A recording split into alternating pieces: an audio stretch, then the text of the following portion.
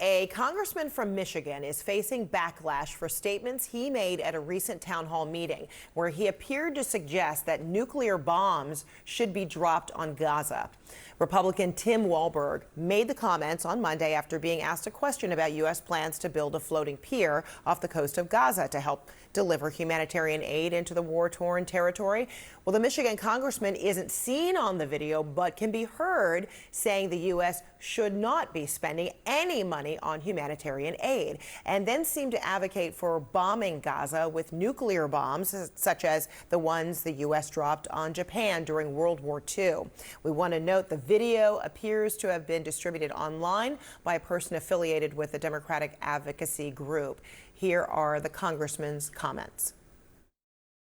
We shouldn't be spending a dime on humanitarian aid. It should be like Nagasaki and Hiroshima. Get it over quick. Congressman Walberg's office released the transcript of the video in reaction to the distribution of that video, and Walberg also issued a statement insisting he wasn't advocating for using nuclear weapons, saying in part, quote, "I used a metaphor to convey the need for both Israel and Ukraine to win their wars as swiftly as possible," end quote. With me now to talk about this and more is Sabrina Siddiqui. She is a White House reporter for the Wall Street Journal. Sabrina, great to see you. So Michigan is a critical swing state in this year's election. It is one of the nation's largest Arab American Muslim populations. How might comments like this impact the November election? Thank you for having me, Fred. Look, I think that even though the congressman is trying to now walk back these comments and say he was simply using a metaphor, it's hard to come up with any other interpretation for when a sitting member of Congress is suggesting that Israel take an approach like the U.S. did at the end of the Second World War, dropping atomic bombs on Japanese cities that killed hundreds of thousands of people, most of them civilians. And frankly, you know, it's part of a string of comments that Republicans in Congress have made about Palestinians where they have not shown any regard for civilian life. I mean, Senator Lindsey Graham at the beginning of the conflict, when talking about Gaza, said level the place.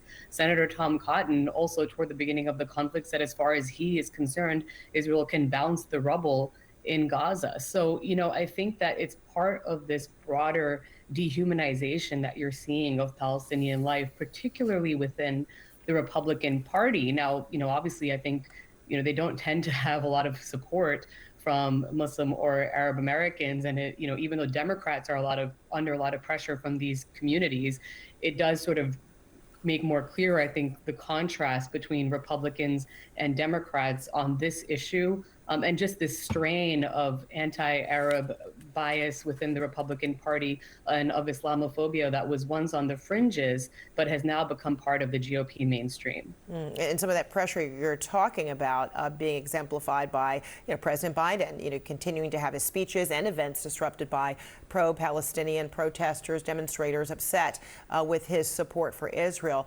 He even had it happen at that glitzy event in New York at the fundraiser with former Presidents Obama and Clinton. You were traveling with the president on campaign stops that week. Can you tell me more about the pressure that you were speaking of that the Biden White House is feeling, and if the White House is showing any flexibility in its position in direct response to this kind of pressure? You know, it's really interesting because we've seen this pressure, this backlash toward President Biden's handling of the conflict pretty much since the outset of the war. And, I was there both in New York and in North Carolina, as you mentioned, with the president this past week. And what we've seen is there's really nowhere he can go where he is not facing protests or disruptions, specifically because of his approach to the humanitarian crisis in Gaza. And it extends beyond President Biden. I mean, members of his cabinet have faced similar protests, both Democrats and Republicans in Congress being confronted at their events. But I think, while you've seen the Biden administration, shift their tone somewhat, we've seen them be a little bit more publicly critical of the Israeli government. Of course, we've seen this rift now between President Biden and Israeli Prime Minister Benjamin Netanyahu. What there hasn't been is a shift in policy. And that's why I think you see these protesters continuously showing up at the president's events, because what they want to see is an actual shift in policy where the U.S. is no longer supplying weapons for Israel's war in Gaza, where the U.S. is no longer providing funding for the Israeli government during the course of this conflict. And, rather than withdraw military support, the Biden administration just the other day quietly approved additional military assistance to Israel that included more bombs, that includes fighter jets. And so I think so long as the Biden administration is not actually shifting tactically or making any major changes in policy, this is going to be an issue leading up to the November election. Is it enough to cost President Biden the election? States like Michigan, which are really important, that remains to be seen. But it's certainly not going to go away simply with a shift in tone. But at that event, you heard the former President Obama say, you have to listen. And I wonder if that was also a gentle nudge that may end up being a prelude to any shift from the White House.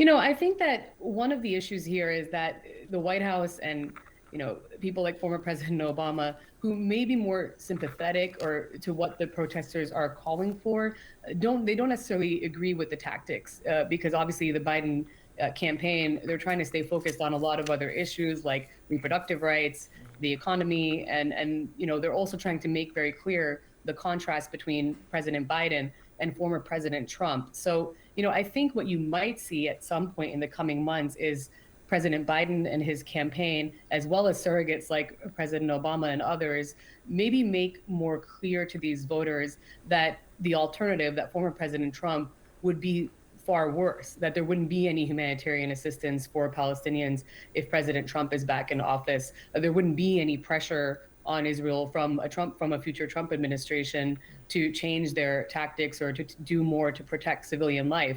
But again, I think that you just have so much frustration within these communities who feel like, this war that's now gone on for nearly half a year, more than 32,000 Palestinians killed, according to Palestinian authorities, that they expect more from a Democratic administration. And they're going to continue, I think, when I've spoken to many of these activists, to hold President Biden accountable and then until they see some kind of policy change.